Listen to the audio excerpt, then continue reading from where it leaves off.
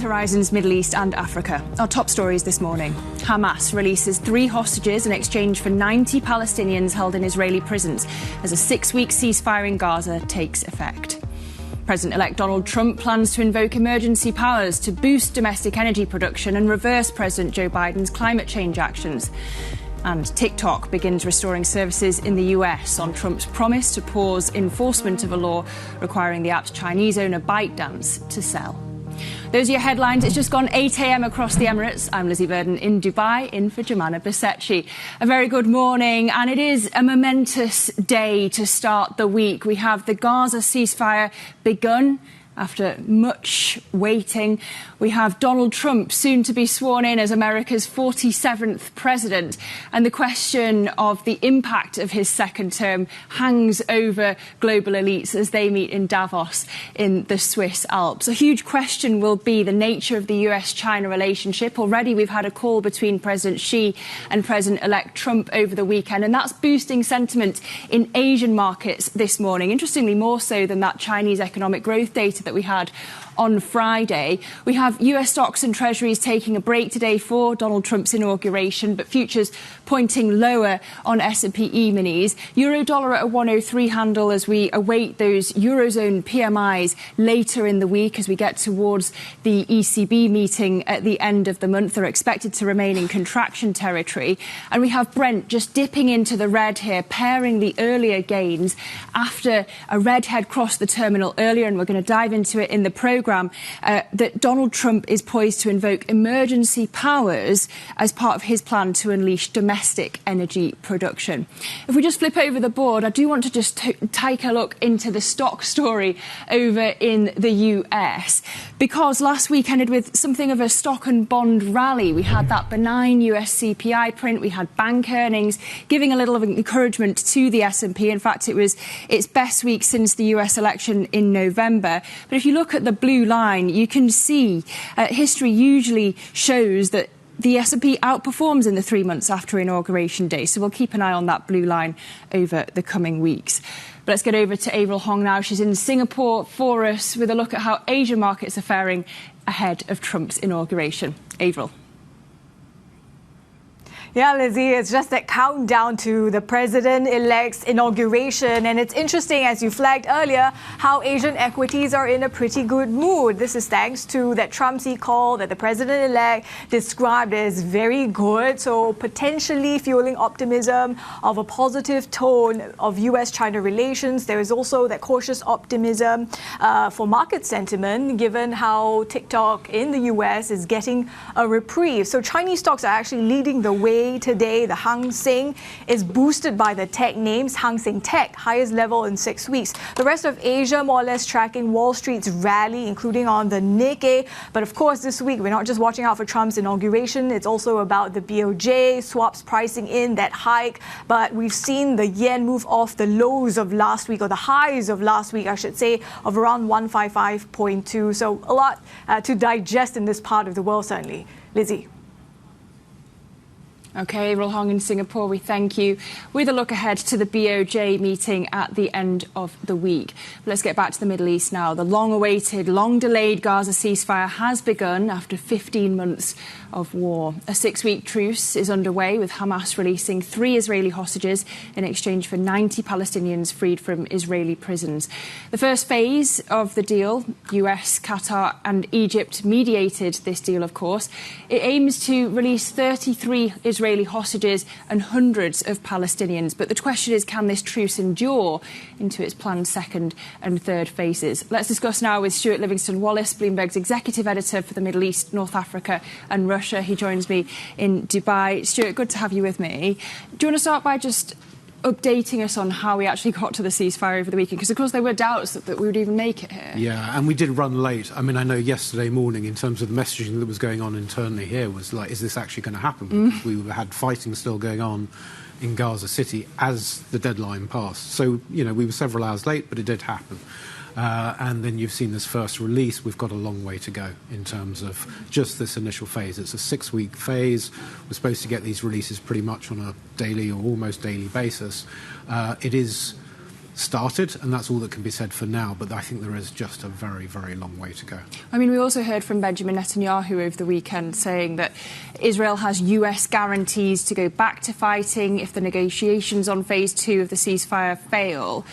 Does that suggest that the ceasefire is kind of doomed before it's even begun? No, I think it's got a chance, and I mean, I don't think it's going to be because of domestic Israeli politics. To some extent, Bibi is saying what he's saying because he knows that he's got people within his cabinet still that are adamantly opposed to anything like this. You know, they think they should just keep going and achieve their so-called war goals, which is basically total elimination of Hamas. But he suddenly finds himself confronted by a US president that he's going to struggle really to win over. And that's an unusual position for him to be in. He's got a long track record of getting what he wants out of US presidents. Finally, in the form of Trump, and particularly Witkoff, his representative here, I think he's really struggled to get that same sort of traction. And so he's making that calculation between a US president that says this must end and it must end now, and a domestic base or supporters within his domestic base that say they want to carry on. And for now, it seems he fears Trump more than his own right wing. But is there a sense that some Gazans who had fled might not return, despite the ceasefire, because of the fears that this won't endure? I mean, I think you've got really movement within the enclave. So it's more, I don't think you're going to have a ton of people coming in from the outside. It's more this vast displaced population that now has to try and rebuild. And again, this is looking a long way out. It's going to take months, if not years, to even get to a point where we can start thinking about that seriously, because let's just start with the basics. You've got to clear the rubble. And the estimates for that, you know, I have seen years and years to get that done. And then finally, who is going to pay for it and who's going to oversee that enclave going forward in terms of the political and the administrative bodies that you're going to see in place. Well, the reporting's been incredible over the weekend. So, Stuart Livingston-Wallison, thank you so much. Bloomberg's executive editor for Middle East, North Africa and Russia, we thank you. Now, another big story that we're following this morning is the Chinese-owned social media app TikTok restoring service in the US after briefly going dark in order to comply with a Supreme Court ruling. The reprieve came after President-elect Trump promised an executive order giving ByteDance 3 more months to find an American buyer for the platform. Let's go to our chief North Asia correspondent, Stephen Engel, for more now. Steve, Trump's proposal for TikTok's not without controversy, even within his own party. Yeah, that's right, because keep in mind, back in April, there was the bipartisan bill that was passed into law on national security grounds, essentially giving this deadline to TikTok to find a U.S. buyer. They have not found that, and even the Supreme Court, as you mentioned on Friday, upheld that unanimously, I might add, and essentially they had a deadline of this weekend on Sunday, otherwise go dark, and TikTok did go dark briefly in the United States, late Saturday night, but then Donald Trump came out. There's that message essentially saying that he is going to offer this reprieve for 3 months, and he has the right to do so, keep in mind. But he has to also get certified for that executive order from the certification from Congress. And essentially, he has to prove that there is a qualified divestiture in motion, there's a potential buyer, and that there are the wheels of finding that buyer and that deal are in place. But we have no revelation about such a buyer right now. We know that the Chinese floated the idea a week or so ago that Elon Musk would be a good choice, but we haven't heard whether that is in the works either. The other part of it that could possibly put a snag in this plan by Donald Trump is his suggestion that it be a 50-50 joint venture. ByteDance, the Chinese owner, half, and then an unnamed buyer from the United States, the other half. But again, that goes against the intent of the law that was passed in April. So he still has some hurdles to get this 90-day reprieve, and definitely probably even a bigger hurdle to get a possible 50-50 joint venture. So this saga is not over yet. And obviously they'd have to find a deep-pocketed buyer if they're looking for one. But also, Steve, and far be it from me to ask you to read the mind of Donald Trump, particularly on his inauguration day, why the reversal on his sentiment towards TikTok? Is it more, do you think, about warmer relations with Xi, or do you think it's trying to curry favour among the youth of the US? You know, I kind of chuckled there, and, you know, the initial thought of reading his mind is a bit frightening, but at the same time, We do have to do that from now on for the next 4 years. We have to read. I cover China. We read the tea leaves all the time. We have to read what his mind is. And his mind does change. And so he was the one who originally brought up the national security concerns about TikTok in his prior administration. Perhaps he's changed his mind because he sees the commercial value. And he actually said that overnight. He said, if we get rid of TikTok, this is a potentially $1 trillion business and it would be gone. Why not find an equitable solution? So he's trying to find one. He's had a phone call with Xi Jinping, according to the incoming National Security Advisor, Mike Waltz, and they agreed, Xi and Trump, to find an equitable solution. So again, as I said, this is not over yet. We are going to have to read his mind and also go through the many pages of possible upwards of 100 executive orders in the opening days of his administration, including one on TikTok. A lot to get through today. Chief North Asia correspondent Stephen Engel, we thank you for the update. Now, President-elect Donald Trump is also said to be planning to invoke emergency powers to boost domestic energy production and reverse President Biden's climate change actions. For more on this breaking story, we have Bloomberg's Stephen Stapczynski. Stephen, thanks very much for joining us. I wonder if you could just take us through what we know on this and what it means for the energy market. So we do know that it's likely going to be a national emergency that he'll be declaring around energy. Now, this is widely in line with his effort to try to increase energy production. When I say energy production, I mean oil and gas, sort of reversing the last 4 years of efforts by the Biden administration to take a more climate-friendly approach. Now, it's not clear exactly what he will use as a national emergency measure to increase that. The national emergency sort of situation, the policy around it, indicates that he could have some impact on how crude is transported around the United States, as well as how power is transported as well along the grid, if, you know, for cases when there is an actual emergency. But using it to increase drilling or using it to allow more leases for gas production, it doesn't really fit into that regime. So it's still unclear exactly how he will use this as a national emergency, but at least rhetorically, this is going with what he has been saying on the campaign trail, that he wants to use the powers that he has, either through executive orders, and he has also mentioned national emergencies, to increase the amount of energy that is produced in the United States, because he sees the AI boom as something that is going to require more energy to meet that demand. And Stephen, of course, we've already had a rally on the eve of the inauguration. We're going to watch out for the inauguration later on today. But you mentioned the flurry of executive orders that we're expecting on day one. Just talk us through what else is on the docket potentially.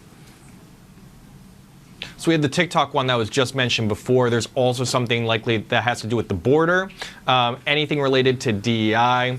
Also in the energy sphere, there's rumblings that he could reverse allowing new leases for offshore wind production, as well as rolling back sort of regulations on gasoline automobiles, as well as anything that sort of boosts sales of EVs. So it's quite sweeping what he's been looking at, and we're going to have a much better view of it in essentially 24 hours. But it's going to be a large flurry of everything from immigration to social policy, as well as energy. All of which hanging over these markets this Monday morning. Stephen, Brent paring its earlier gains now down into the red at $80 a barrel. Stephen Stapczynski, we thank you for the update on that story. Now, a digital token promoted by Donald Trump has rattled crypto markets, attracting billions of dollars in trade volume. Trading under Trump as the ticker on the Solana blockchain, the token's market value surged to $15 billion over the weekend after the president-elect touted it on his social media accounts. By Sunday, the digital assets market cap had slid, though, below $10 billion after Trump's wife Melania also unveiled a coin, drawing a rush of inflows. You're looking at Bitcoin currently weak at 1.9%, but still trading above $101,000. Still ahead, though, on horizons. United Overseas Bank says that Trump tariffs will be targeted towards Canada and Mexico before they proceed to China.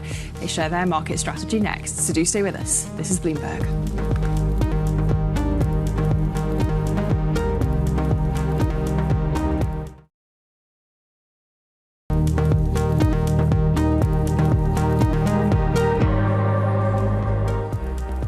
Welcome back to Horizons Middle East and Africa. I'm Lizzie Burden in Dubai. Well, Asian equities are making gains in today's session after a positive conversation, apparently, between Donald Trump and President Xi Jinping has raised hopes for easing US-China tensions. Let's speak now to Heng, who is Executive Director and Head of Market Strategy at United Overseas Bank in Singapore. Great to have you with me, Koon, on this momentous, historic day for the world. Of course, markets braced for how Donald Trump's campaign rhetoric is going to actually be implemented in terms of policy. I wonder, what are the risks that markets are underpricing about his return to the White House, do you think? So indeed, I mean, we in Asia, we've been watching and waiting, for Mr. Trump to come on board. As you say, there's a lot of uncertainty in terms of the scope and the depth of the trade tariffs and the policies that will be implemented. And all this are mixed together with other very emotional, sensitive topics like immigration, drugs, so on and so forth. But as you said, I think what sets the tone for us in Asia is that Trump himself has said that he's got a very good phone call with President Xi Jinping that they want to make the world a safer place, and that China, of course, is sending Vice President Heng to the inauguration tonight in Washington. So hopefully that sets a much more constructive tone between the United States and China. And of course, our view is that Trump's attention will be focused closer to the borders in North America, and that the focus is on tariffs, on immigration issues between the US and Canada and Mexico. That will be where his focus on the immediate few hours of his presidency. Do you think that constructive tone will be echoed by Scott Bessent as US Treasury Secretary? I mean, I wonder whether you think the tone of his Senate hearing will continue. He seems to have had this calming effect on the bond market. Will it stop yields going all the way to 5-6%? Yes. So, well, Scott Bessent or, Howard Lutnick, they are all Wall Street operators. And I think they are very sensitive.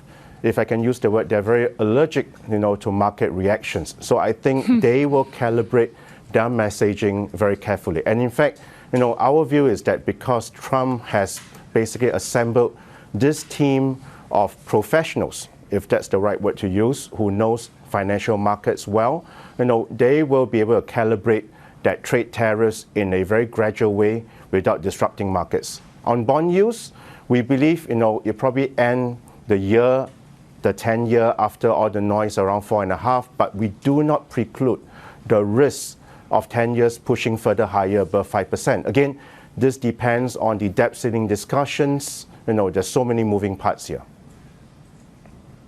OK, that's interesting. What about the Fed? Because, of course, those officials and Trump himself have at times been quite derogatory about the Fed Chair Jay Powell, sometimes indicating that they need to appoint a shadow Fed chair. Do you think that that might undermine the Fed's ability to control inflation? Well, I think Trump eventually will need to learn to live with the Fed. The Fed is a very strong institution. And I think legally it will be very difficult for Trump, to basically push forward if Mr. Powell's retirement timeline. In between all that, he can inject himself into the monetary policy conversations that will create noise, which is not what he wants. I think for Chair Powell, his priority is to make sure he lands the U.S. economy smoothly and ensure that all this noise from trade tariffs doesn't come back to inject the unnecessary rise in inflation. So that will be the tough part to do for Chair Powell this year. So if 2025 is going to be all about volatility, where do you find safety in these markets? What's a perhaps more interesting, less thought about play than, say, gold? So for us, yes, 2025, we have all the adjectives to characterize the volatility, rocky, unpredictability, so on and so forth. To us, yes, we love gold. We believe gold is a very good safe haven diversifier of risk. We are still very firm at 3,000 US per ounce in terms of forecast by the end of this year. The other thing we want to highlight is, given that we are from Asia, we believe that the ASEAN region in particular is a very strong safe haven economic bloc as well. strong growth, strong demographics, strong FDIs, strong regional travel and retail sales. So all this should buffer against the uncertainty from the trade tariffs that are coming into China. Just finally, we have this BOJ meeting on Friday. Avril Heng was previewing it for us. What happens to the yen if there's no hike? So our view is that, as what everybody expects, the chances are the BOJ will hike. 3-month TIBOR is above 65 basis points, and that's pricing a hike as well. The yen is indeed much more firmer and much more stronger because of the expectation of a hike. I think that the key thing is Friday's inflation print as well.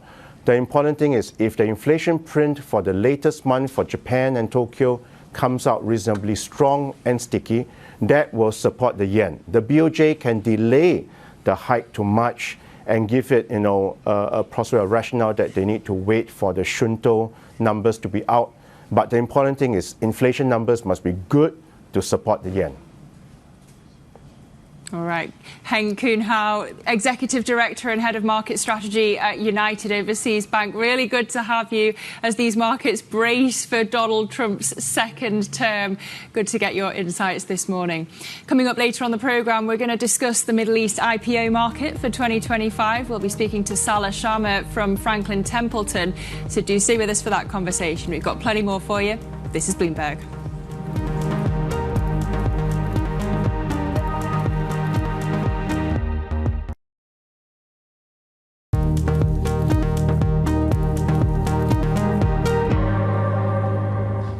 Welcome back to Horizons Middle East and Africa. I'm Lizzie Burden in Dubai. It's 8:26 a.m. here in the Emirates. Let's just check in on these markets on Inauguration Day. Of course, we have US stocks and treasuries closed for trading, but we have futures stateside pointing a touch lower, but Euro Stoxx 50 futures a touch higher. Thin volumes perhaps as we head towards this session, but Asian markets getting a boost from that Xi-Trump call over the weekend and optimism that there could be a little warmth in this US-China relationship.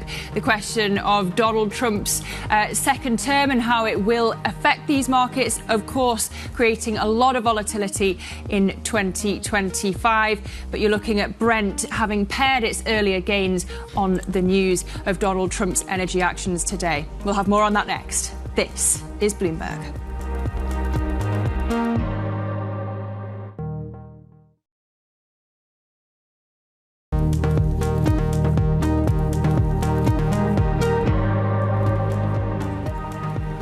This is Horizons Middle East and Africa. Our top stories this morning. Hamas releases 3 hostages in exchange for 90 Palestinians held in Israeli prisons as a 6-week ceasefire in Gaza takes effect. President-elect Donald Trump plans to invoke emergency powers to boost domestic energy production and reverse President Joe Biden's climate change actions. Plus, TikTok begins restoring services in the US on Trump's promise to pause enforcement of a law requiring the app's Chinese owner ByteDance to sell.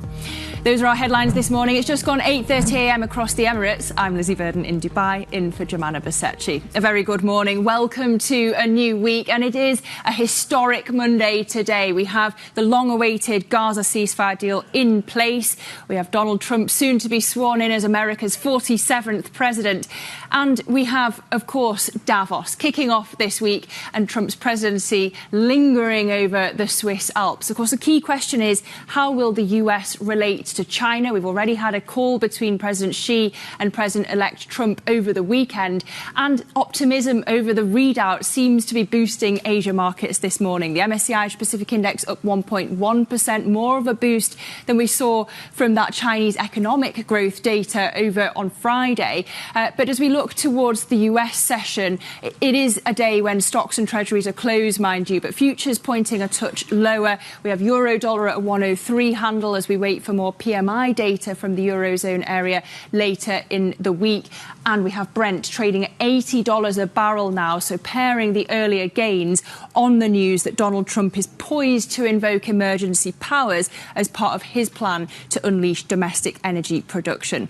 If we flip over the board over to the stock story, story stateside. We saw a bit of a stock and bond rally, actually, on Wall Street last week, boosted by that benign US inflation print and the raft of bank earnings. But you can see the S&P 500 in the blue line here. And history shows that usually it does outperform in the 3 months after Inauguration Day. So let's keep an eye on that blue line over the coming weeks and months.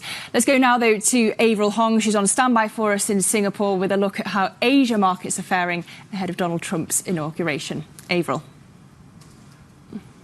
Yeah, Lizzie, Asia's stock markets in a good mood. That optimism you speak of, the Trump-Xi phone call, maybe some expectations that these tariffs won't be as bad as feared. So Chinese stocks leading the way. And if you look at the region's benchmark, it's climbing by the most since November to the highest level in 6 weeks. But just to put things into further perspective for you, even as we see these gains today, some of our MLive colleagues have been highlighting on the blog that it could be setting the stage for fresh volatility. You think about what if the worst case scenario hasn't been fully priced in by the market, and consider as well, if you look at how Asia stocks have been whipsawed given these concerns about protectionist policies, we are also in an environment, suddenly these Asian economies, as you know, many of which are export reliant, and even if China is squarely the target of these tariffs, it's hard to imagine a scenario where, as supply chains realign,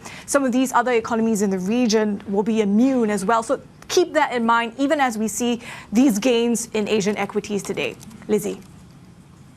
OK. Avril Heng in Singapore, we thank you for that update on Asian markets. Now, back to the Middle East. After 15 months of war, a ceasefire in the Gaza Strip has taken effect, with Hamas releasing 3 Israeli hostages in exchange for 90 Palestinians freed from Israeli prisons. The long-awaited halt to fighting came just a day ahead of US President-elect Donald Trump's inauguration, and he's been claiming credit already for that truce. We can speak now to Rachel Ziemba. She's founder of Ziemba Insights and joins us now for more. Rachel, really good to have you with me on this historic day. I want to focus on what Donald Trump means for the Middle East in his second term. Are we going to have more peace, do you expect, in the region? Is the ceasefire a sign of more to come? Thank you for having me, Lizzie. Such, as you say, very important days. I think that Donald Trump will try to diffuse tensions. He will try to avoid sending more U.S. military. But I think that's going to mean that he will rely heavily on regional partners in the Middle East, particularly Israel, but also potentially the Gulf states and Turkey, right? And that will be a factor. I hope that the ceasefire holds. I hope that other ceasefires follow, particularly vis-a-vis Yemen. But I'm not necessarily optimistic for the next phases, particularly since the Israeli government has already said that it may be very difficult for them to reach the next steps.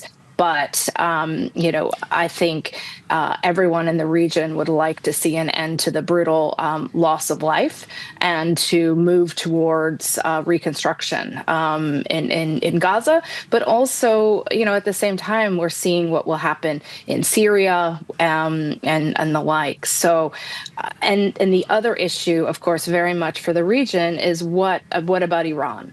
Right. The Trump administration is planning, as they come in, to do another round of pressure on Iran, economic in particular. Will that lead to disruption of energy, not just from Iran, but could there be a resumption of tanker wars? I think there's a lot of questions there. The U.S. administration, the new one, believes that now is the time to put pressure on Iran as it and its proxies are weakened.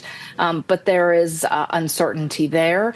And of course, more broadly, the Middle East is also involved in one of the other major conflicts, or their impacts economically from the other major conflict, and that's what's going on in Ukraine. So I think it's still early to say if we will see more peace. I hope that's the case, but there is a lot of challenge on the implementation side. Well, you mentioned energy. We've had, in the past couple of hours, Donald Trump, we report, poised to invoke emergency powers as part of his plan to unleash domestic energy production. We've already seen Brent dropping. How impactful do you think that'll be on this oil market? So, well, we're waiting to see what that looks like. I think right now we're going to see Donald Trump's attempts to support U.S. energy production vying with the choices he makes on the sanctions enforcement side, on Iran, as we were just talking about, but also on Russia. One of the reasons that the oil markets were rallying last week was because of more extensive U.S. enforcement of sanctions on Russia over the last week. We've seen China and India scramble to find other sources of oil as it becomes less clear if they can source that from Russia.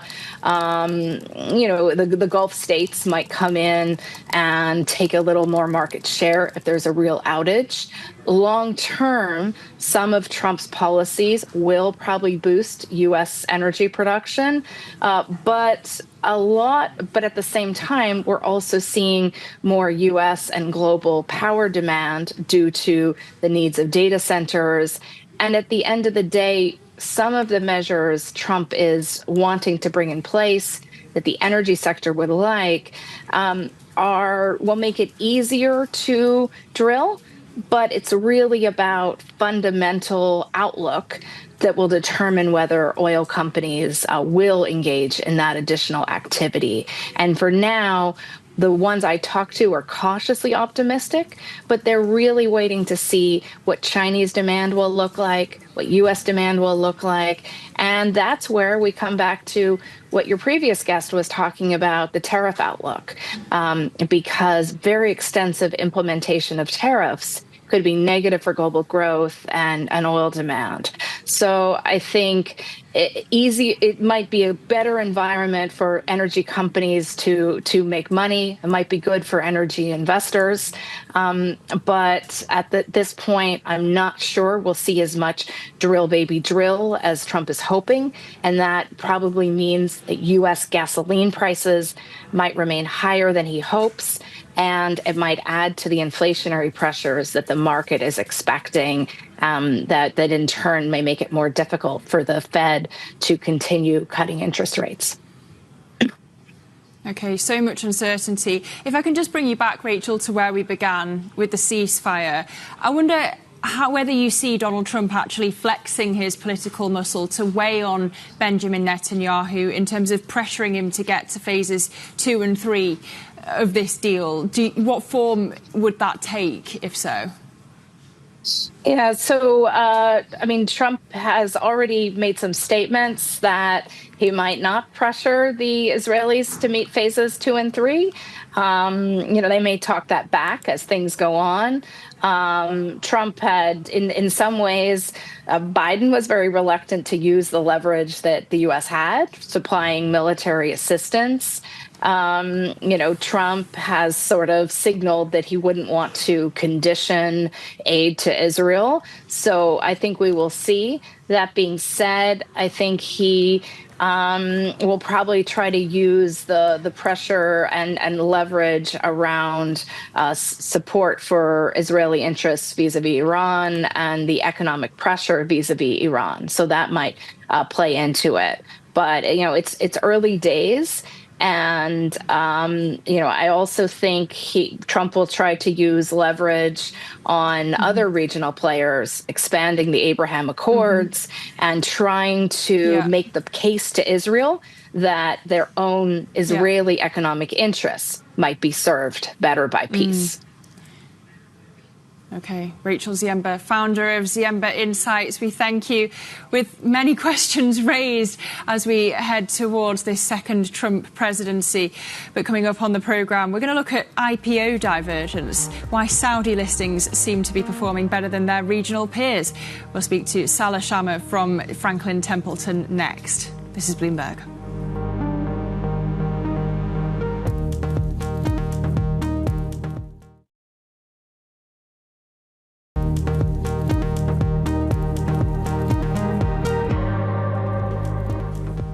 Welcome back to Horizons Middle East and Africa. I'm Lizzie Burden in Dubai. Well, it's time to talk IPOs.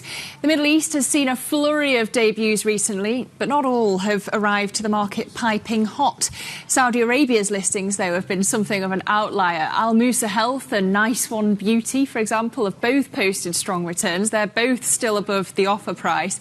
And while not all Saudi IPOs have been rip-roaring successes, they have seen more first-day pops and better post-market performances than any other Gulf bourse. So let's find out why. We can speak to Salah, Shamma, who is Head of Investment for Middle East and North Africa Equity at Franklin Templeton. He joins me now in studio. Good to have you with me. Before we get on to the success stories, let's talk about some of the flops, shall we say, muted IPOs in the Middle East last year. We had Talabat, Lulu Retail, OQ Exploration and Production. What would you diagnose went wrong? Was it just down to valuations? Look, I mean, you know, like you mentioned, obviously there's been some discrepancies in the market. But by and large, I think most of the IPOs that came actually have done well. So probably more than 80% have actually performed quite strongly. I think when you go back to Saudi in particular, the backdrop is relatively quite robust. You've seen very strong appetite from local investors, both on the retail and institutional side. But I think more importantly, what we've noticed in Saudi is that investors have become much more appreciative of growth companies, which is typical of kind of most of the private companies that are coming to market, which is a breakaway from the rest of the GCC, specifically in the UAE, where you're seeing investors are much more anchored on high yield, dividend-paying names, which is typical of mature companies.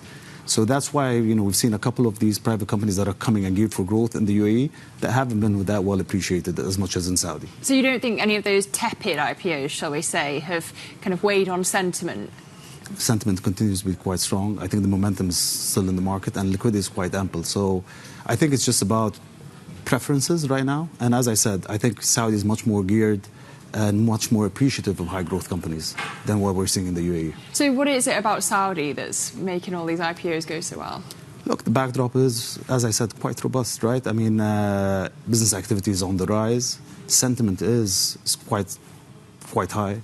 And liquidity is abundant. So people are chasing deals and are looking for the next opportunity. And what are you most excited about in terms of deals this coming year?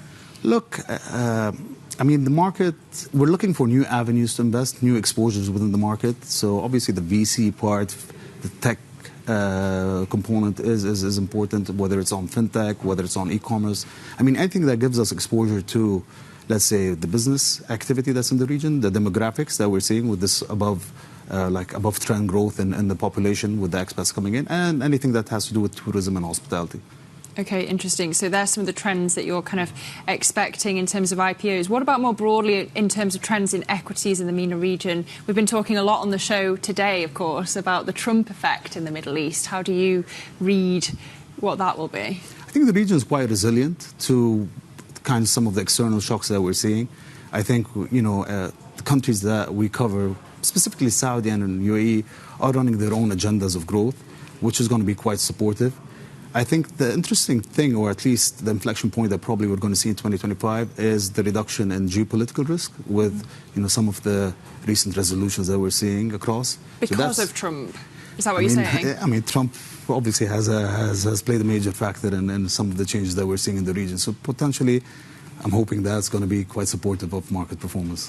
It's interesting that regional exchanges say that they want to encourage more foreign investor participation. Are you seeing that, more interest from investors outside the region? I think the interest is there. We're a good example of that. I mean, we represent international investors coming into the market. If you were to ask me, would I like to see stronger participation or at least stronger exposure when it comes to IPOs, or, you know, better treatment maybe on that front? Yeah, probably we'd like to have, you know, some stronger allocations when it comes to the IPOs. But it's a hot market and it's understandable. So, you know, there is definitely the appetite, and I think, you know, as I said, our outlook for the market is quite constructive. But I mean, if IPO volumes pick up in the US and the EU, as they're expected to, is that going to rob appetite from the Middle East when it comes to IPOs? Look, first of all, you've got to very strong, dedicated local liquidity pool that's available. And at the same time, when you take a look at kind of who's interested from an international point of view in the markets, they tend to be gem investors. So that's a dedicated pool that's looking at assets within the emerging markets, right? So probably an uptick in IPOs in Europe or the developed markets, other developed markets, doesn't necessarily take from the appetite that we're seeing in the region. All boats rise together, hey? Hopefully.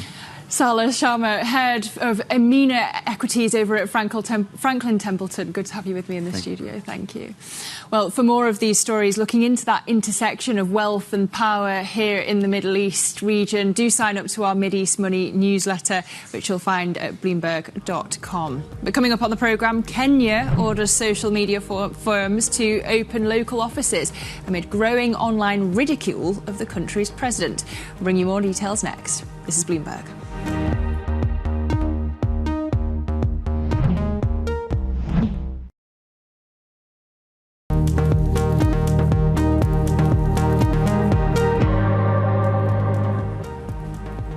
Welcome back to Horizons Middle East and Africa. I'm Lizzie Burden in Dubai. Now, social media platforms operating in Kenya are now required to establish a physical presence in the East African country.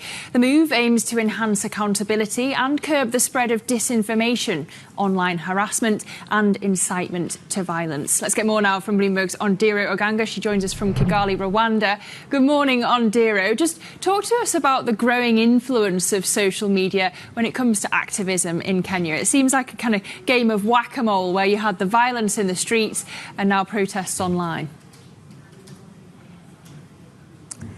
Absolutely, Lizzie. You've captured it really well. So it all boils down to the growing unpopularity of President William Ruto. He's been introducing a series of punitive tax measures amid a growing cost of living crisis. And because of this, Kenyans went out to the streets in June of 2024, and there was a massive protest. However, these protests were met with brute force from the government, leaving 60 dead. And that's where we saw that transition from physical protests in the streets to digital activism. And the social media space in Kenya has really changed from mobilization of resources and protest to civic engagement, and now a full-blown resistance. You have the Organized Crime and Corruption Project saying President William Ruto received the most votes to receive the award of Person of the Year, which went to Syria's Bashar al-Assad. Kenyans are opposing Raila Odinga's AUC chairmanship bid. And also, you have hundreds of emails that have been sent to the Dutch royal family to discourage them from visiting the country on grounds of human rights abuse. And in a rebuttal, the Ministry of Foreign Affairs is accusing Kenyans of waging a guerrilla warfare against the government online, saying they're discrediting the government abroad and also discouraging high-profile visits, saying that the government has addressed concerns of Kenyans, but this couldn't be far from the truth. You have the Kenya National Human Rights Commission saying government critiques have been met with force, 82 have been abducted since June, and dozens went missing since December. But is there actually evidence that these posts go beyond the sort of dissent that you'd expect in a democracy? What does this new directive actually mean for social media usage and freedom of expression as well, Ondiro? Lizzie, it just goes ahead to taint government's perception, not just locally, but globally. It goes to paint the government in bad light in terms of democracy, in terms of human rights and upholding freedom of speech. Kenya is one of the few countries in East Africa that is held really highly on the global landscape. And this will go to taint that perception. We've seen Amnesty International raise concern. We've seen several ambassadors raise concern. And we've seen this happen before. It has happened in Tanzania. It has happened in Ethiopia. And it has also happened in Mauritius. It doesn't work. Instead of calming the masses, it only fuels the fire and ignites more tension. OK, Bloomberg's Ondiro Oganga, we thank you for the latest in Kenya. Social media, of course, top of mind, not just there, but also with the US TikTok ban. We'll be following that story for you in the next hour as well of Horizons Middle East and Africa. Jennifer Zabasaja will be joining me. But let's just take a look at these markets as they stand at the moment. The futures picture pointing lower stateside, though Treasuries and US equities are closed, of course, for Inauguration Day. We have Euro Stoxx 50 futures pointing a touch higher as we head towards the European cash session. We can also just check quickly on Brent, lower 0.2% to $80 a barrel.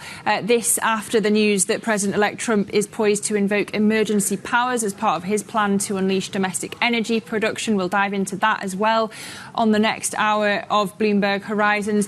But We are also, of course, bracing for a week of talks between the global elites over in Davos, the World Economic Forum's annual meeting kicking off. And here's just a flavour of the power brokers being interviewed by Bloomberg this week. The IMF Managing Director, Kristalina Georgieva, will be joining us. The OpenAI CFO, the Argentinian President, Javier Milei, NATO Secretary General Mark Rutte, BlackRock Chairman and CEO Larry Fink, the Alphabet and Google President and CIO, of course, Ruth Porat, all the names on the docket for this week. So plenty to stay across. But coming up on the next hour of Horizons, we'll discuss the incoming Trump administration and the ceasefire in Gaza with our guests. I'm Lizzie Burden in Dubai. Stay with us. Jennifer Sabasaja will be joining me from Johannesburg. And this is Bloomberg.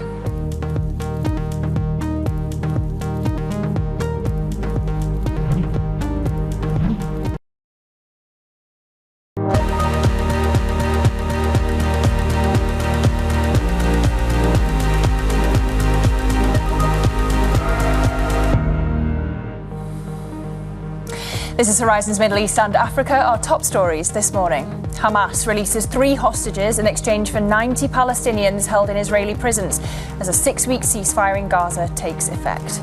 President-elect Donald Trump plans to invoke emergency powers to boost domestic energy production and reverse President Joe Biden's climate change actions.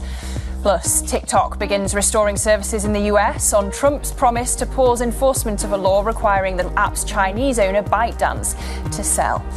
Good morning. It's just gone 9 a.m. across the Emirates. I'm Lizzie Burden in Dubai. And I'm Jennifer Sabasaja in Johannesburg, where it's just gone past 7 a.m. Welcome to the second hour of Horizons Middle East and Africa. And Lizzie, really a day that many markets and traders have been waiting for quite some time, the inauguration of Donald Trump. Also watching closely at what's happening with TikTok. And so a busy week ahead for us here. Truly. Here in the Middle East, of course, we have that long-awaited Gaza ceasefire, Jen, over the weekend, and much for global elites to consider over in Davos as the World Economic Forum kicks off. We're going to have full coverage of that on Bloomberg TV throughout the week. But a key question for them, of course, is the nature of the US-China relationship. And we've had that call between President Xi and Donald Trump over the weekend, the president-elect. Actually, a bit of optimism on their future relations, injecting positivity into Asia markets this morning. The MSCI Asia Pacific Index up 1.1%.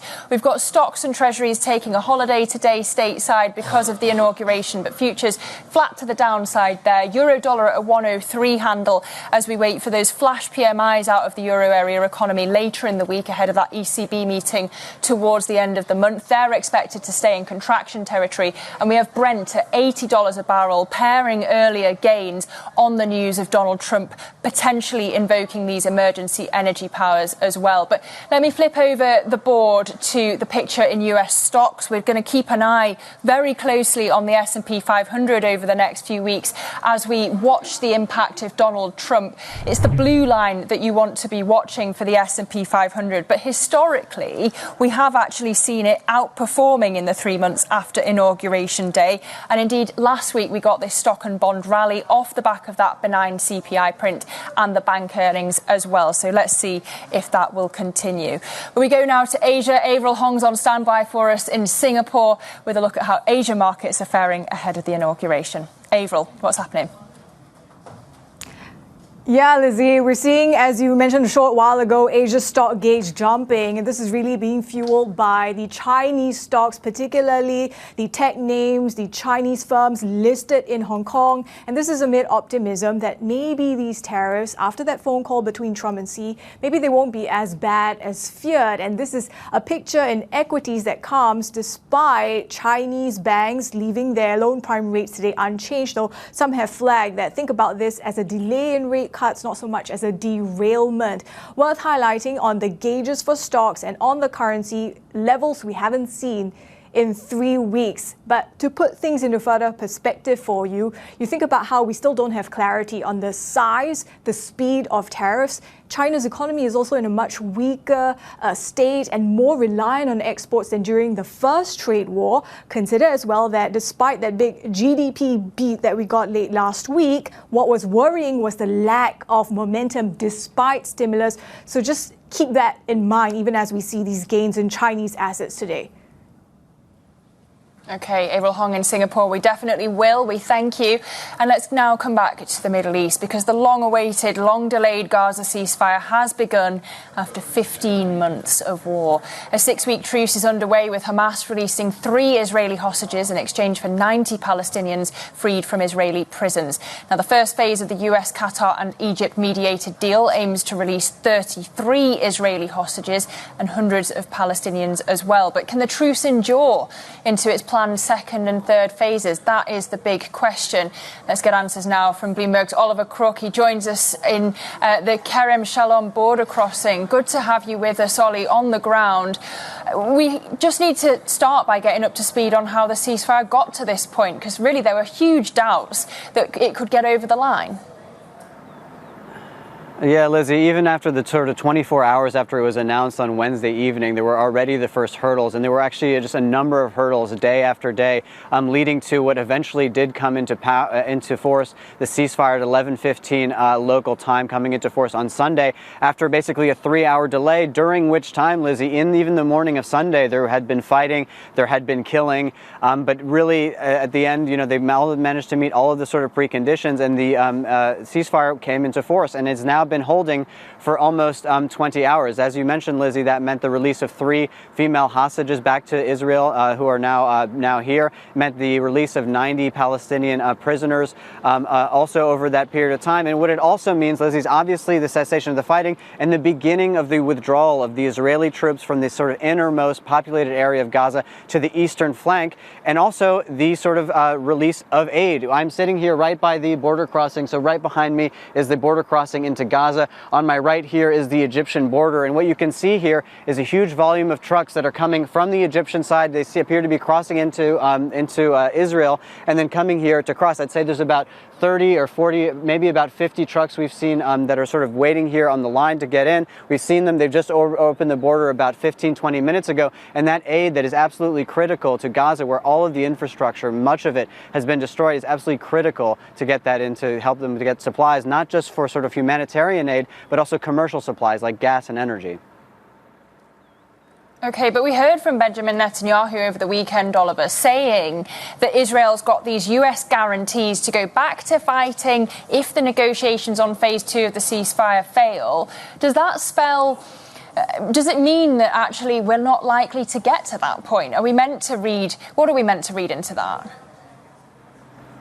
Yeah, I mean, Lizzie, you talk to people here. I mean, I think people are very, very skeptical. They're very wary that you could actually get even first, past the phase 1 was difficult enough, a year or 3 months to really get to this 6-week ceasefire. To get to the phase 2 in some ways is even harder to get to the phase 1. Phase 2 is an effective end to the war. That means trying to get security guarantees within Gaza, trying to set up some kind of governance. Who is going to take responsibility for that? Would it be some of the Arab states? Again, this is something that Israel needs to live with, that the Palestinians need to live with. But the other sort of, and what's interesting is that Benjamin Netanyahu has to walk this very fine line. On the one hand, the audience of a part of his large constituency within Israel who wanted the ceasefire deal, who wanted to get the hostages back. And on the other, the sort of far-right parts of the government that are upholding his coalition, who basically want to continue to prosecute the war and do so aggressively. In fact, you had one of the sort of main ministers, one of the sort of protagonists in this whole story on the far right, Ben-Gvir, who resigned from the government on Sunday, leaving Benjamin Netanyahu with a majority of only 2 seats within the parliament in order to sort of get all of this going together. So he needs to, on the one hand, give enough security guarantees and enough guarantees to the United States that this could be ostensibly the first step in a sort of durable peace process, while on the other, starting to assuage the other parts of his government who really want to continue this war after 6 weeks. And if you ask people on the street, you know, I really don't think there's any sort of single consensus on which way this is going to go, but this is an intensely fraught moment, obviously, with a little bit of relief, though, now to have this six-week ceasefire come into effect yesterday. Ollie, so good to have you on the ground. Bloomberg's Oliver Crook at the Kerem Shalom border crossing. We thank you for that update. Jen. And let's move from the Middle East to the U.S. President-elect Donald Trump is said to be planning to invoke emergency powers to boost domestic energy production and reverse President Joe Biden's climate change actions. For more, let's bring in News Desk editor Jill Desis, who is following this story for us. So, Jill, great to get you on. Talk to us about some of the policies that we are expecting the emergency action to actually encompass. Sure, Jen. So ultimately right now it's kind of vague in terms of how exactly he can invoke these powers and what exactly he can, impact here. A lot of production is kind of controlled by private companies. And so in terms of sort of broad sweeping efforts, there's some things that he can kind of do with the transportation of crude. There's other things that maybe he can do to impact the energy grid and distribution. But ultimately, I mean, as with a lot of these different types of executive orders that Trump has really pledged to bring into effect on his first day in office, it's really kind of unclear at this point exactly what that looks like, what the actual, sort of the implementation plan is. So, while obviously we do have these people familiar with these specific plans saying, look, this is obviously a really key campaign promise for Trump to try to, sort of boost domestic energy production. It's still, there's a lot of details that are kind of left in the air. And I think this is really kind of emblematic of, the kind of administration that we're walking into that I think, a lot of us are going to be, seeing over the next day, week, sort of waking up to, kind of waiting to see exactly how a lot of these policies are actually implemented. Right. And many people who are going to actually be attending Davos are also going to be paying close attention to this. Joe, when we think about some of the CEOs who have actually flipped some of their progressive ideals that they've stood by over the past few years in favor of placating Trump, what is the expectation of what we'll hear this week? We'll also potentially see the president-elect speaking virtually. Yes, that's right, Jen. I mean, look, I think over the last several weeks, obviously, since Trump got elected, there's been a pretty substantial cultural shift. And you have really seen an about-face from a lot of this Davos man class here. I mean, this is a conference at Davos that, was, usually over the past several years has been used to, sort of champion a lot of progressive corporate ideals, such as more green energy, climate change policies, diversity initiatives, sort of that's more sustainable investing. It does seem like over the last several weeks, since Trump won the election, has become president-elect, you're seeing a lot of people, sort of become, a lot of these businessmen become a lot more conservative in terms of the types of ideals that they're espousing. Doesn't really seem very likely that you're going to see a lot of those more traditionally progressive ideals really present at Davos this week. I mean, it does just kind of indicate that, as Trump comes into office, there's a lot of, this desire to kind of, again, placate Trump, kind of work with his administration, given that, the Trump administration is coming into power. I think we'll see a lot of that this week. And then, yes, I think there's a lot of keen interest on whatever this video address that Trump actually has for Davos, how that's ultimately going to be presented, and then what that reaction is going to be. Yeah, busy week ahead for all of us. News Desk editor Jill Desis. Jill, thanks so much for your reporting and for joining us. Well, let's get to another issue that's at the forefront of Donald Trump's mind as he returns to the White House. The Chinese-owned social media app TikTok has restored service in the US after briefly going dark to comply with a Supreme Court ruling. The reprieve came after the president-elect promised an executive order giving ByteDance 3 more months to find an American buyer for the platform.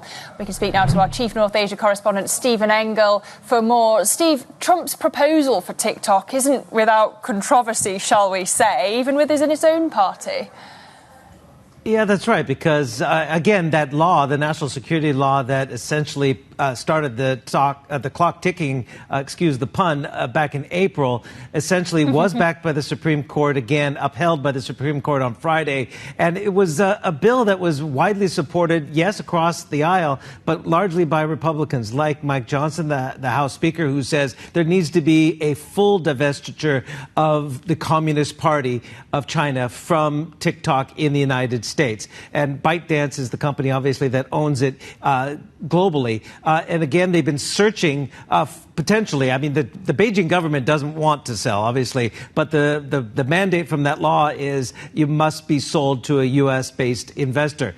So Donald Trump, though, came in essentially over this weekend and promised this 90-day reprieve, which he has the right to do under the law. However, under the letter of the law, there has to be a basically a qualified divestiture in motion. There must be significant progress, quote unquote, of a potential buyer going forward. Legal agreements need to be in place. None of that we know of, at least, is in place. So how is he going to get Congress's certification of the executive order to extend it? The other thing that's probably more problematic is Donald Trump has proposed a 50-50 joint venture. 50% owned by ByteDance, or some would say a connection to the Chinese Communist Party. The other 50% an American buyer. But again, that does not appease his own party stalwarts in Congress, including the Senate intelligence leader, Tom Cotton, who says there's no legal basis for any kind of extension. So he might have a little bit of a fight on his hand, but he's going to use, dare I say, the bully pulpit a little bit and the executive order power in the opening days to try and save TikTok. Why? He sees it as a commercial entity worth upwards of $1 trillion. That's what he said over this weekend. And why let that go dark? But of course, Trump didn't initially love TikTok. Initially, he supported the ban. So why do you think he's made this reversal? Is it because he's trying to woo Xi, or is it because perhaps he's trying to woo the youth in the US with whom this is, of course, so popular? I think you hit on both of the 2 points. In addition to the commercial value of it, why not have this large, valuable entity in the hands of Americans? If you can get an entity to come forward and fork over the money and take on that risk, if you want to call it that, because, again, Beijing doesn't necessarily want to sell it, doesn't want to necessarily see it in the hands of the United States, but the law says it must. So going forward, Trump has definitely stated that his tone has changed because many youths in the United States of voting age do use it, whether it's just for popularity or for their means of business. So that was one reason. And again, he's probably trying to find a way to find common ground with Xi Jinping at a time of extreme acrimony, if you will, over the prospect of tariffs coming forward. And Mike Waltz, who's the incoming national security advisor in the Trump administration, says, indeed, the two have agreed in their phone call. I'm talking about Xi Jinping and Donald Trump. They've agreed to work together to find an equitable solution on the TikTok front. OK, Chief North Asia correspondent Stephen Engel, we thank you for that update on TikTok. And still ahead on the programme, more than 10 weeks after his election win, Donald Trump is finally set to return to the White House later today. We'll ask our next guest how investors should be positioned ahead of the inauguration. That's next. This is Bloomberg.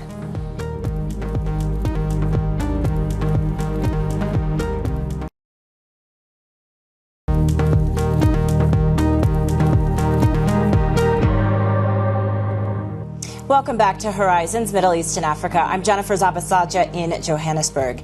Asian equities are higher, tracking peers on Wall Street after a positive conversation between Donald Trump and Xi Jinping raised hopes for easing U.S.-China tensions. Joining us is Jens Nordvig, founder and CEO of Exante Data, joining us in Singapore. So Jens, great to get you on, especially on such a historic day. Let's just start here, though, with Asian equities enjoying a relatively positive start considering this reported conversation that went on. Does this have staying power in your mind? So this is what everybody's speculating about. Like, are we going to get some kind of direct confrontation between the United States and China immediately, or can we have some kind of negotiation that's going to delay it? So obviously this phone call smells like there's something brewing, but we're going to have all these executive orders announced by the White House over the next 24 hours. And I think the risk is still that there's going to be some steps that are actually implying tariffs. And that's what the market will have to really watch out very carefully, those headlines over the next 24 hours. So then, Jens, where do we start to see reversals then when it comes to some of the exuberance? Where does it first appear in your mind? So I think what we're going to have to watch for is whether there's some of these national emergencies that can be declared in this executive orders that are coming out that would imply that tariffs are just around the corner. So even before coming into office officially, right, Trump has threatened all kinds of tariffs, and one of them was a tariff related to fentanyl coming across the border, right? So that's something that could be relevant for China, Mexico, and Canada. And the other big tariff sort of fear that is out there is that there's going to be some tariff related to national security. So any kind of national emergency that's declared that opens the way for those tariffs, I think, is something that can take the equity market down, the dollar up, and move the Chinese currency around. So I think that will be the key focus for those who are watching those carefully. But yeah, certainly it's not necessarily what we're seeing right now. We're seeing the dollar backing off ever so slightly. Is it potentially a good opportunity then to buy into it? Yeah, so we've had fears, obviously, about tariffs really since before the election, right? So it is not news that could be coming about, right? So what has been new is that there's this phone call that's taken place. There's the other thing that was reported over the weekend was that Trump might consider doing a trip to China within the first 100 days. That was reported by the Wall Street Journal, right? So I think in the context of those pieces of news, it's understandable market are sort of having some hope on the day, right? The question is whether that hope will be echoed in what is communicated in the inauguration speech that probably is going to have some echoes back to the speech 8 years ago. And then whether these executive orders is going to essentially say, okay, even though there's some talk between China and United States, we are still going to put pressure on China by having some type of tariff steps implemented even before these potential negotiations start to get underway. Jens, how much weight does earnings season play amid all of this that is going on, right? Because we have seen strength in equity markets. Is there anything, though, that we can get with some of these results that potentially, outshines some of the announcements that we get from Trump, or is it all Trump all the time now? Yeah, I think the next 2 days there'll be a lot of focus on Trump, but obviously U.S. data still plays a big role. I think everything that is happening on the AI front is really important to overall equity sentiment. So some of the big tech companies sending signals, forward guidance, and so forth can be important. So it's a mix of things, and obviously, anything that gives the market concern about essentially the Fed being on hold, not cutting rates any further, and that mapping into high interest rates is also a risk factor for the equity market that we cannot ignore. So Trump is very important, right? But there are other economic variables that we always have to pay attention to, and certainly the earnings from the tech companies will play into that too. Jens, let's finish on the BOJ. Is your expectation that we will see a hike later this week? Yeah, I think we've heard pretty consistently from key people within the BOJ that they are gearing up for a rate hike, right? And we've seen that being priced in the interest rate market as well. So it's fair to say that we have more than 80% probability of a hike priced for this week. So what becomes really important from here is really what the sort of messaging the Bank of Japan wants to deliver about the rest of the year, right? Because last time they hiked interest rates, we had a pretty serious drawdown in the equity market. The Nikkei fell sharply, and that gave the BOJ pause as to how fast they want to go. So they probably want to make the communication somewhat cautious, but nevertheless, I think they also need to signal that if inflation is at target in Japan, they can't have interest rates so close to zero forever, right? So they have to strike the balance between those two extremes. Jens Nordvik, founder and CEO of Exante Data, joining us from Singapore. Jens, great to get you on. Thanks so much. Stick with us. More coming up. This is Bloomberg.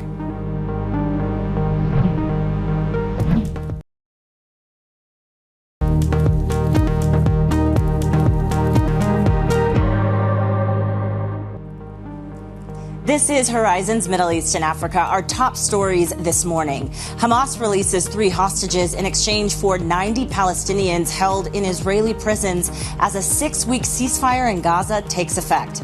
President-elect Donald Trump plans to invoke emergency powers to boost domestic energy production and reverse President Joe Biden's climate change actions. Plus, TikTok begins restoring services in the U.S. on Trump's promise to pause enforcement of a law requiring the app's Chinese owner ByteDance to sell. It has just gone 7:30 a.m. in South Africa. I'm Jennifer Zabasaja in Johannesburg. And I'm Lizzie Burden in Dubai, where it's just gone 9:30 a.m. Welcome to Horizons Middle East and Africa. And what a day, Jen, for markets to brace for. Donald Trump coming back, Davos kicking off, and the ceasefire here in the Middle East as well. Yeah, there's no shortage of news headlines for the markets to dissect. But yes, Lizzie, as you mentioned, it is the day that many traders have been waiting for, Inauguration Day. It's also a truncated week for Wall Street because today markets, cash equity and treasury markets are closed because of the Martin Luther King Jr. holiday. But of course, it also happens to be Inauguration Day. But still a busy week ahead with Davos, with a number of eco data, and with waiting to see what we actually get from the soon-to-be president sworn in. But if we take a look at U.S. equity futures right now, not doing too much with the S&P, but we should note that last week we did see U.S. stocks closing with their best week since the November election back late last year. And we did see the S&P actually rise even more, close to 1% after we heard a bit of sentiment. We heard a bit of a read-through, actually, of a call between Trump and Xi Jinping. That also being a major contributor broadly to Asian equities, as we were talking about, and also spilling through to MSCI Emerging Market Index, which is, of course, highly weighted with China. The Bloomberg dollar backing off ever so slightly, as we can see, down about 0.2%. It's snapping its 6-week winning. It snapped its 6-week winning streak last week, and yet it's still up over 5% in the 10 weeks since Election Day. The question is going to be, though, whether it has staying power. Of course, when we start to get some of the reaction and the tariff announcements from President Trump. And then Bitcoin also backing off, that even coming despite Trump proclaiming that he is the crypto president. So we're watching that very closely, as well as the broader reaction in the crypto market. And still, reportedly, that amicable call between Trump and Xi leading to brighter mood for Asian equities this morning. But as this chart is showing, still we're seeing major stock indices underperforming against U.S. equities, in particular the S&P 500 performance in the weeks since the election. And the real test for traders is going to begin once we do see Trump inaugurated, and of course, what the actions and the rhetoric is to follow after that. But let's continue to check in on what Asian markets are doing, and the yen in particular ahead of the BOJ meeting this week. Avril Heng is in our Singapore studio with more. Avril, what do you got? Yeah, Jen, I mean, it's not just about Trump's inauguration this week for this part of the world. It's also about the Bank of Japan and what a difference a week makes. Following Bloomberg sources saying that these BOJ officials see a good chance of a hike, barring, of course, any negative surprises from Trump. That reporting by Bloomberg out last week. We saw swaps pricing in 50-50 chance to almost fully a hike being priced in.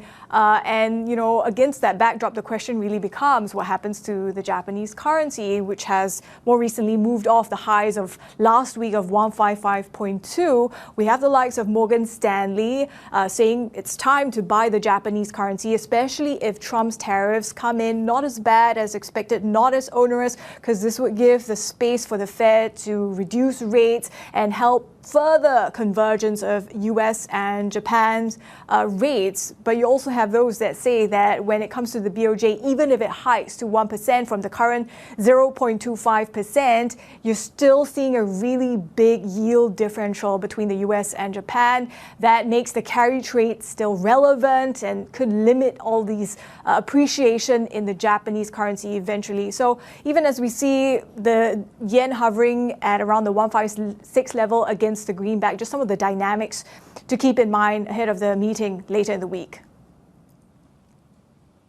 Thanks so much, Avril Heng in Singapore for us. Well, let's get back to the Middle East now, where after 15 months of war, a ceasefire in the Gaza Strip did take effect yesterday, with Hamas releasing 3 Israeli hostages in exchange for 90 Palestinians held in Israeli prisons. The first phase of the deal aims to release 33 Israeli hostages and hundreds of Palestinians in prison in Israel. The long-awaited halt to fighting coming just one day ahead of US President-elect Donald Trump's inauguration, whose administration, of course, has already influenced the Gaza truce.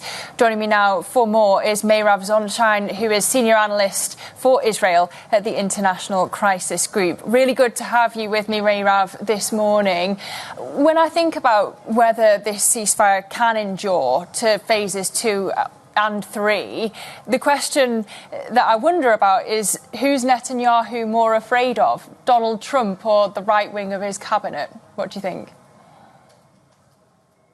Well, that might be pretty equal, Lizzie, but as we've seen, Netanyahu was kind of dragged into this deal, and his far right, one member has already quit the coalition as a result and said he would be happy to come back to the coalition if Israel resumes the war. The other far right minister, Bezalel Smotrich, has not quit yet, but he claims to have guarantees from Netanyahu that Hamas will be destroyed and the war objective will be met eventually.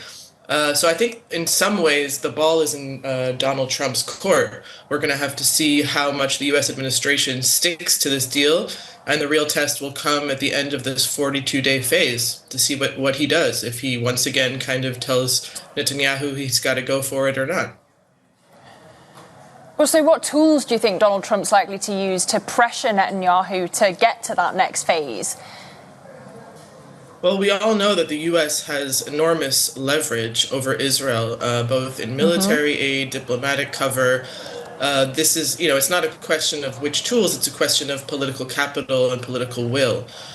So, Trump seems to have gotten Netanyahu to go for this deal by simply making a threat and sending his envoy. So I don't even know if he needs to use any of those tools. I heard an Israeli official say to me, you can say no to Biden, but you cannot say no to Donald Trump. So that seems to be the dynamic currently. And Netanyahu might have to face a question between pleasing Trump or losing his seat in power, or upsetting Trump and losing his seat in power. So we're going to have to wait and see. I mean, it's quite uncharted territory as far as the dynamic right now. Yeah, I suppose we'll see after today whether threats will be enough after the inauguration. Over the weekend, of course, as well, we heard from Netanyahu saying that Israel does have the right to resume war and it has the US's guarantee here. Is there a feeling in Israel that the war should continue until Hamas is completely destroyed? It's a bit of a complicated and nuanced issue. Obviously, there is a big chunk of the Netanyahu base and the far right, and also other Israelis who understand that Hamas is still intact and that this is a situation that is, the exact opposite of what was promised, of what they want to see in Gaza. But there's also a large segment of the population that understands that to get all the hostages back, you have to end the war. I think the big question here is diplomatically and politically, what can be done? What do Hamas and Fatah, what can they do to reconcile and figure out how they want to run the Palestinian people in the West Bank and Gaza within the limits that they have? And how Gaza can reconstruct and look like later on. So it's a big question of political and diplomatic factors and much less military, because as we've seen, the destruction of Gaza has not brought anybody closer to a day after. So it's really about how the different international stakeholders, how the Israeli government and how the Palestinian representation wants to handle it. And that's a very complicated matter. But strategically, we don't really see a big difference from October 6, 2023 till now. There isn't a major change. Hamas is still in power. Israel still has security issues. The Palestinians in Gaza still don't have a clear future of freedom and an end to the siege. So unfortunately, a lot of lives have been lost. And we also know that this hostage deal could have been done a long, long time ago. And Mairav, we're going to talk more later in the show about the impact on Saudi Arabia of Iran's weakness out of all of these hostilities. But I wonder whether you think that Donald Trump's going to be able to achieve that normalisation of relations between Israel and Saudi that Joe Biden didn't manage in his term. Yeah, well, I think Trump does have an even more vested interest in doing so. And, you know, the Saudi position has been that there would need to be serious and concrete concessions by Israel to the Palestinians. That's very hard to see right now. But I think it's possible if Netanyahu is able to figure out a way to survive without the far right in power.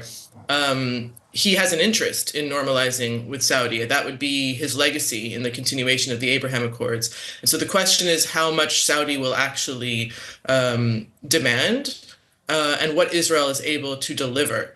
And Israel, you know, for the most part, the Israeli government has rejected Palestinian statehood for years now. They are against a two-state solution, much more so than the PA or Hamas.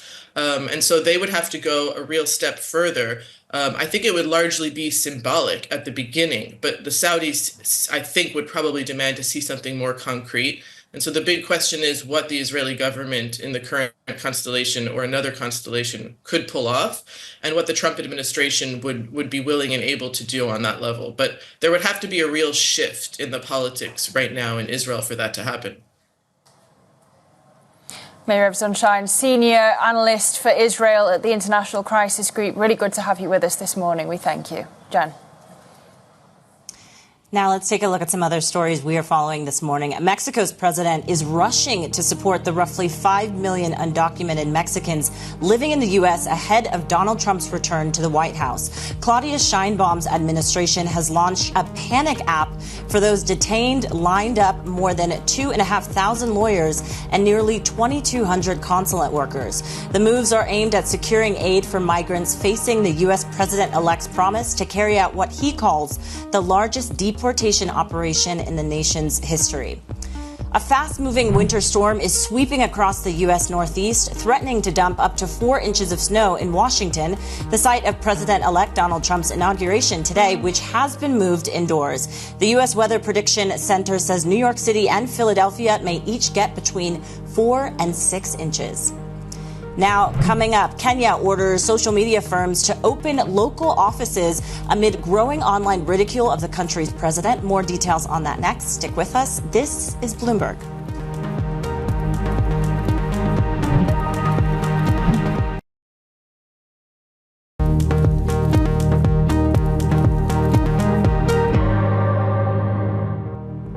Welcome back to Horizons, Middle East and Africa. I'm Jennifer Zabasaja in Johannesburg.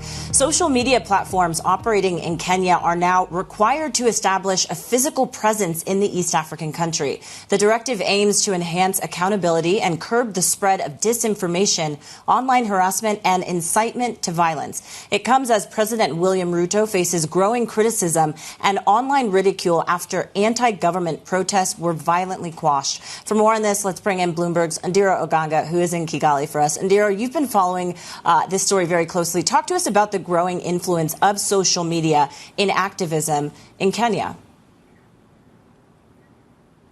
Hi, Jen. So it all boils down to President William Ruto's growing unpopularity in the country. He's introduced a raft of punitive tax measures amid cost of living crisis in the country. And what happened on the 25th of June is there was a massive protest in the country. However, the government responded with brute force that left over 60 people dead. And that's when we saw that transition from physical protest to digital activism. And the social media landscape in Kenya has really changed from mobilization of resources, civic engagement, to now a full-blown resistance. And you have organized crime and corruption projects saying that President William Ruto received the most nominations to be awarded Person of the Year, an award that went to Syria's Bashar al-Assad. You also have Kenyans sending messages to the African Union opposing the candidature of former Prime Minister Raila Amolo Odinga for the chairman position, and also sending hundreds of emails to the Dutch royal family, discouraging them from visiting on grounds of human rights abuse. In a rebuttal, the Foreign Affairs Ministry says that Kenyans are waging a guerrilla warfare against the government, and they're discrediting the country at a global scale scale, saying the government has tried to address all concerns that have been raised by Kenyans, but the Kenya National Human Rights Commission says that's far from the truth. Abductions are still going on. 82 were missing since June, and dozens have been abducted since December. Listen, Ndiro, is it likely, though, that this new directive means we'll see any sort of scaling back of social media usage? We've clearly seen Gen Z and the younger population turning to this to get some action out of the government. What do you think this means for freedom of expression, moving forward?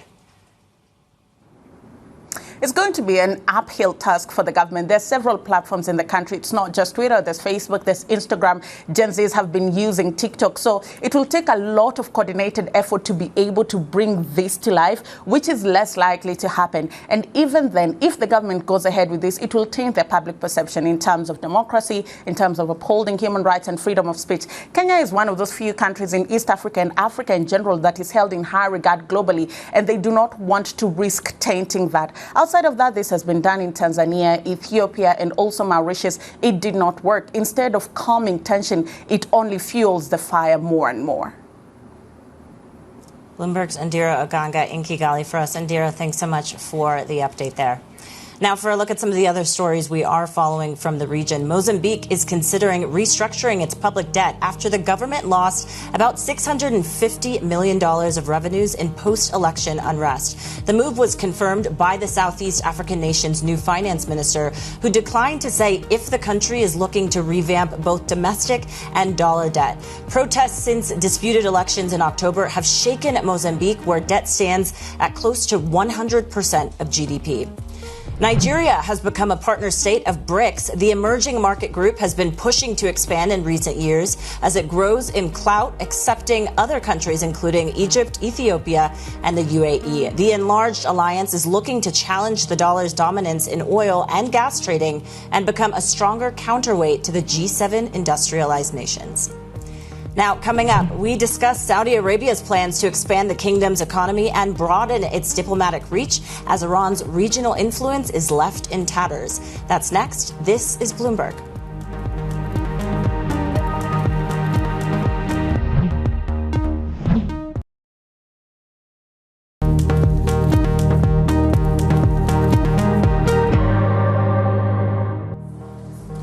Welcome back to Horizons Middle East and Africa. I'm Lizzie Burden in Dubai. It's 9:51 a.m. here in the Emirates.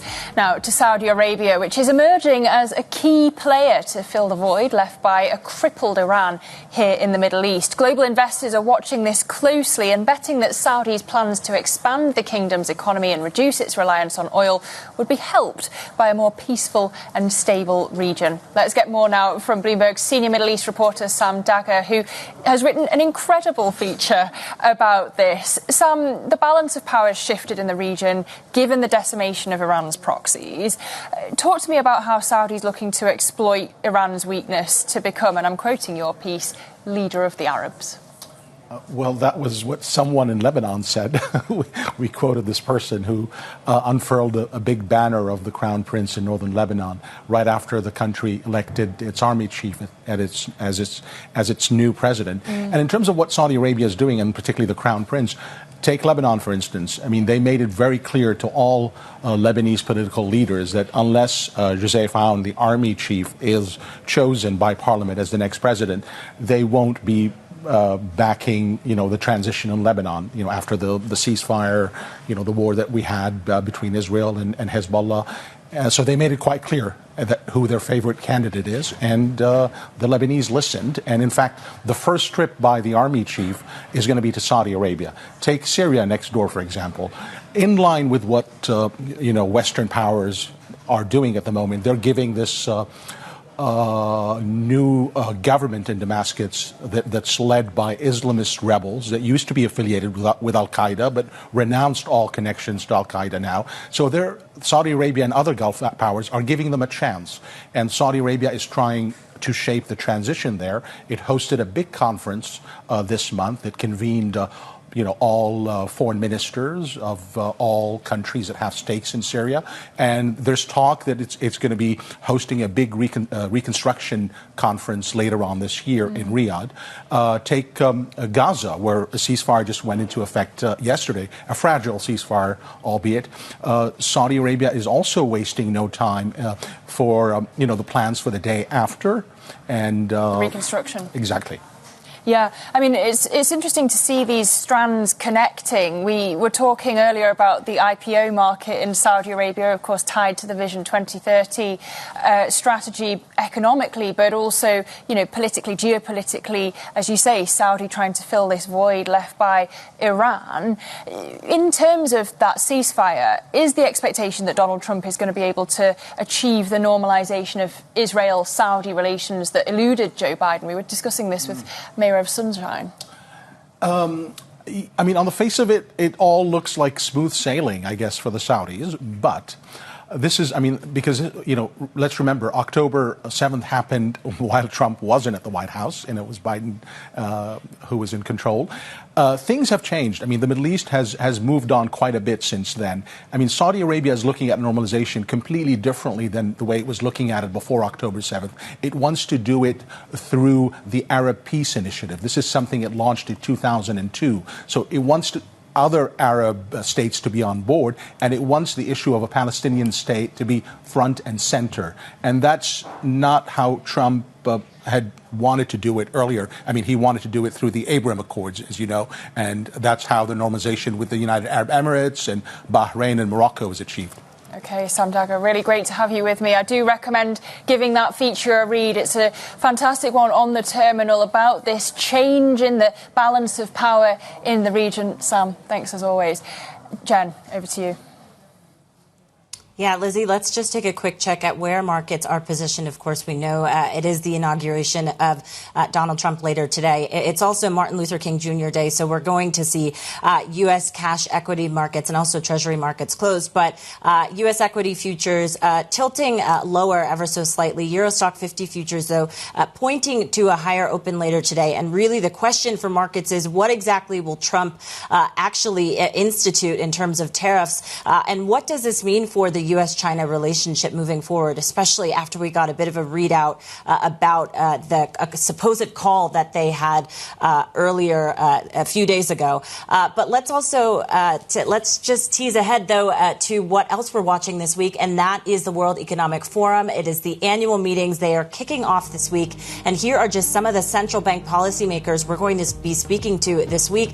That, of course, includes the South African Reserve Bank Governor Lesetja Kganyago, as well as a raft of European policymakers. A lot to look out for. But that's Horizons Middle East and Africa. I'm Jennifer Zabasaja in Johannesburg with Lizzie Burden in Dubai. Stick with us for Daybreak Europe.